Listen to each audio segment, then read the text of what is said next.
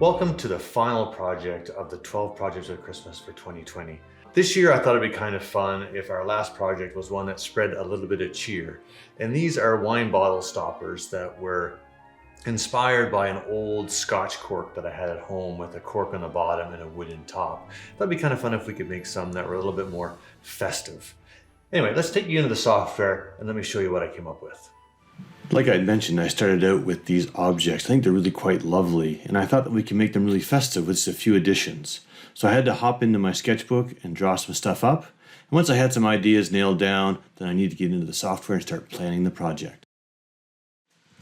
Okay, we're going to open up the file that you're going to get with this project right inside of VCarve Desktop. Now keep in mind that this file is going to be compatible with VCarve Pro and also Aspire, and with some work you could use some of the vectors that I have here for Cut 2D and be able to do some nice bottle stoppers just by basically doing 2D toolpaths. Okay, so keep that in mind if you're a Cut 2D user, Pro or Desktop. So let's open up the bottle stopper-working.crv file, and again that'll be installed in your project folder. And you'll be presented with the notes like we always show you. Now make sure that you read and understand these notes. You're going to need to adjust your tooling to be safe and appropriate for your machine. We don't want anybody getting hurt cutting these tool paths, okay? Just click OK. You're going to notice that there's all kinds of different colored vectors here. I did this on purpose to make it a little bit easier for you to understand what I was doing. So first of all, let's have a look at my job setup. It's a basic double-sided job. Nothing special about this. We've got our material widths and heights and thickness here. 18.2 I want you to be aware of. That's an important one. I'm using millimeters. I'm going to be zeroing off my material surface. My datum is set to the bottom left-hand corner. I'm going to flip bottom to top on my machine. And I'm going to make sure that I have a very high modeling resolution set up. That's because there's some 3D content in here, and we want to get the best resolution for those models that we can. And we're going to use pine this time, not Canadian maple. And we'll click OK. Let's have a quick look at our layers. Now before that, we're going to get this warning that pops up that's just telling us that some of the toolpaths are going to cut through our material, and I already know that, so I'm just going to click OK and move on. Let's take a look at our layers, and here we have a whole pile of different layers. And they're all named specially so that you can actually match them up with the toolpaths pretty easily so you know what vectors are being used for what. And so right off the bat, let's go ahead and just right click on profile, and I'm going to show only this, and there we have just the profile vector shown. We're going to use these to not only to do our 3D roughing and finishing some of these, but we're also going to use them to actually profile or cut out our parts in the end. We have our chamfer toolpaths. We're going to do two chamfer toolpaths, one for the outlining of the word joy and the top edge of our bottle stoppers. And then we're going to go back and we're going to do just the J and the Y in the word joy. That way we get a little bit of separation between those letters. Then we have some V-carving here. So we've got two messages here. 'Tis the season, it's a wonderful life. And then on the back side we have you're a star. So because we are previewing our front and our back at the same time, then you'll see that we can see those vectors that are on the back side that we're going to be using.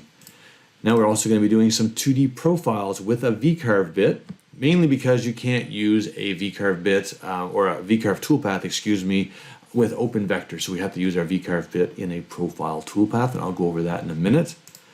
We're going to do a bit of 3D V-carving, so we're going to project some V-carving onto a 3D component, and that's going to be the actual details on the side of the Christmas ornament or bauble. And then we're going to do some pocketing, the pocketing of the tab, so we can insert the word joy and also a star into the top of the wine stopper. And then we also are going to be using those pocket vectors to create some pockets on top of the actual cork. So we have holes for those tabs to fit into. And then of course, we have our dowel holes. There's 3 of them and they're asymmetrical. That way, when we do our flip, everything will work out perfectly for us. So let's go ahead and turn those all back on again. And I'm going to do this a bit different this time. We're going to take a look at our tool paths. I'm going to make sure that I have my solid preview turned on. Okay, so it's off there. I'm going to turn it on. And then we're going to walk through these tool paths one at a time, and you can see what's going on.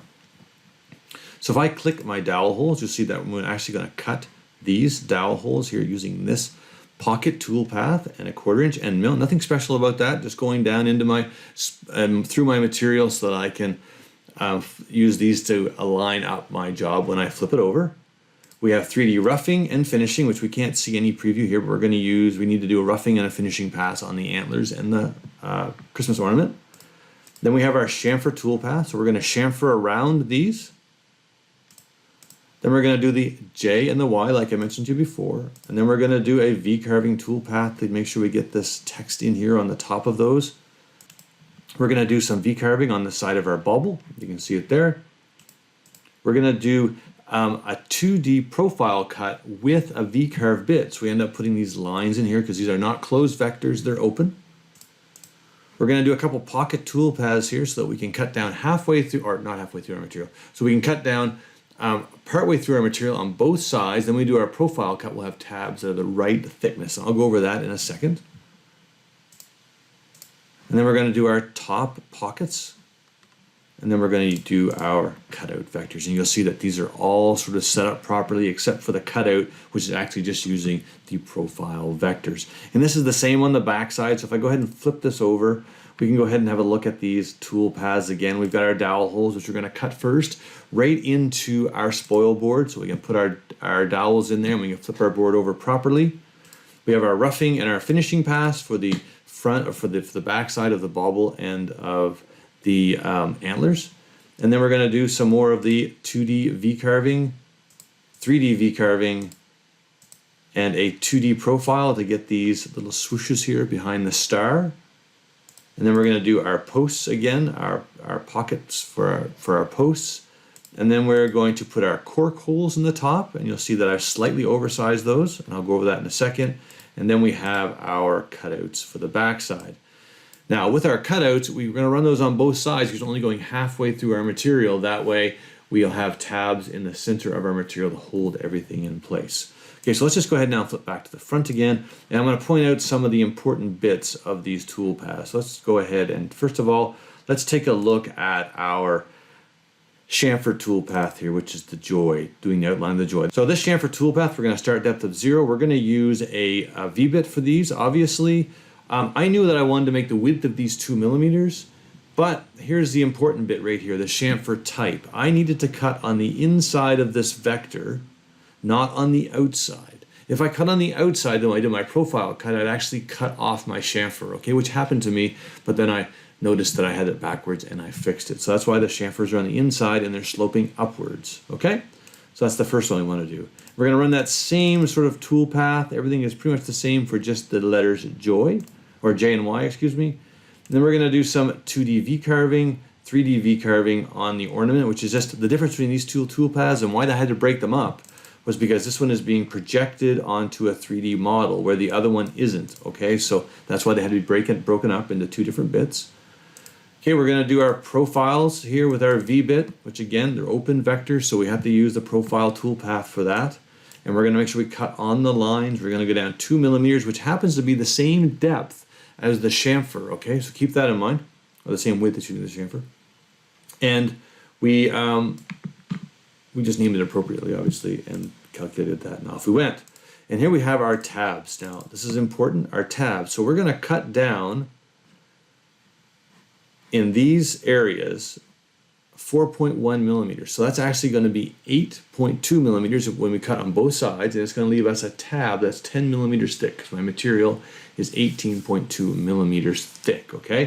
So we're doing that on both sides. I've oversized it a bit, so that way I'm overcutting the edges here so I don't have any raised bits, so that's important. And also I wanted to make sure that I didn't use this vector, this rectangle here, and offset it outwards and end up cutting into my joy. I had to have a specific vector available for this cut. And so I did that, and that's where that's come from, okay? And then we have our top pockets. Important little takeaway from this is that we're only cutting down 5 millimeters. So these posts from the bottom to about the bottom of the letters to the bottom of the stars is about 5 millimeters. So I'm cutting down in here 5 millimeters. These posts here are 5 millimeters as well. So I've got 5 millimeter holes, but I'm actually overcutting those a little bit bigger so that they'll fit in nicely. And you're going to want to adjust this, but I will give you a little tip. Because I'm using one piece of material, I can't dry fit these into those holes. So you're going to have to either overcut them on purpose or take a chance and go ahead and sand down these posts a little bit smaller to fit in those holes. Okay, so we close that down. And then we have our cutout, which is fine. And we pretty much just, as they say, rinse and repeat on the back side. Nothing is different. I'm using all the same things, except for I want to point out the cork pockets here. You're going to want to cut these before you cut your last profile cut. That way you can test fit your cork in to make sure it fits. Okay, that's really important. If not, you'll have to sand down the edges of the top of your cork, which I kind of had to do because my corks weren't always exactly the same size. But most of them did fit, but a few of them I had to actually kind of retrofit in there. But everything worked out okay. So seeing as I've touched on all the high points of all those tool paths, let's flip back to the front here. And let's just go ahead and go to our 3D view and we'll preview all of the tool paths. So we're going to preview all sides and we can see what we're going to end up with in the end. And I'll point out that, like I said, those profile cuts on each side are only going halfway through. But in the end, you'll see that we have the tabs. Now, what I did do is I actually lined up the tabs. So if we take a look at these profile cuts here, the tabs line up on the front and the back, so that I get double thickness tabs. Okay, so that's kind of a nice little trick. Just close that down. Go back to our 3D view. Let's look at our preview.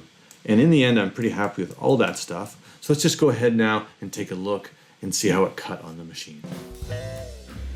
We're going to start out by putting down our material to our wasteboard and then putting in the 1/4 inch end mill to cut out the pockets for the dowels. These are really tight in the end, but that was good because I knew when I flipped it over, everything would be nice and snug and line up perfectly.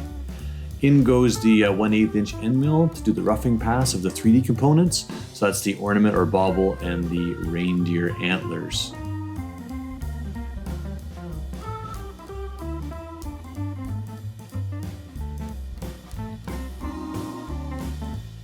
After that, I put in the 1/8 inch ball nose end mill and went in for the finishing pass. These cleaned up really, really nice. What I did do though is a little bit of pre-sanding after this, just so I would show the surface was smooth and everything looked great, but they did look really nice.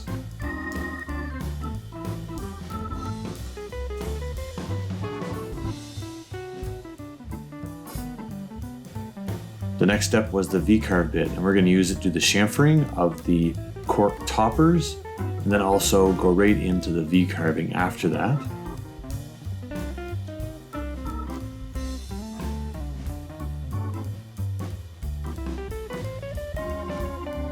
And then we'll do the work on the actual baubles using that projected V-carving tool path.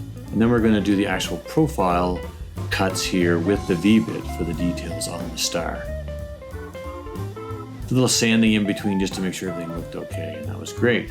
Went in with the end mill to do the tabs here for the bottom of Joy and the bottom of the star.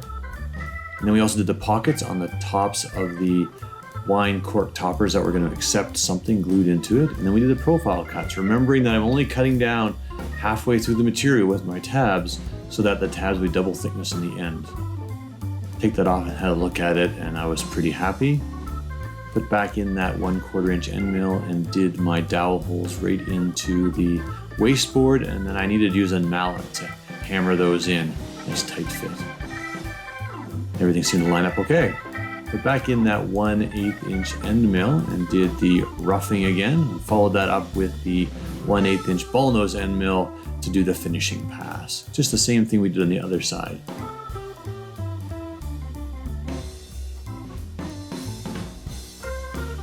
Then I went the V-bit. This is for that little bit of V-carving that we were going to do there. And then also the profile cuts for the swoosh and the projected V-carving onto the bauble. Went back in that end mill again, the 1/8 inch end mill, and do the pockets for the corks. And I should have tested my corks at this point, but when I did it, I went right on to the profile cuts, and again, going halfway through. But in the end, when I did test out the corks, they did fit okay. Now the material was a little bit thicker in places than I thought, so I had to go in with a knife and cut out my parts. And then of course we had to move on to the sanding. But when all was said and done, the sanded parts looked really, really good. And they fit together like a glove. The next part, of course, is to put a finish on them. So I chose to put a dark stain on them, give it more of a rustic feel. Started out by rubbing it on with a cloth, and then I resorted to pouring it on, which wasn't the best idea, but I got the job done a little bit quicker, made a bit of a mess, but when all was said and done, it looked great. I used a 2-part epoxy to glue all the parts together. Felt that would hold them together really well.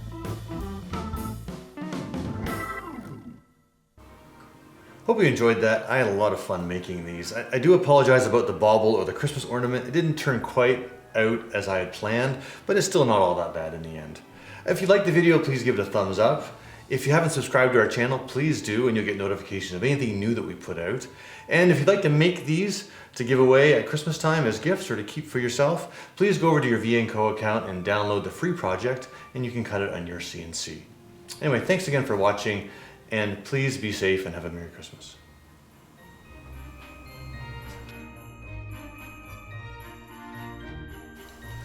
So, thank you for joining us for this year's 12 Projects of Christmas. We know this year has been a tricky one for most of you out there, but we hope that next year in 2021 we can bring you some more great stuff from in the labs. So, from all of us here at Vectric, we want to wish you a very Merry Christmas.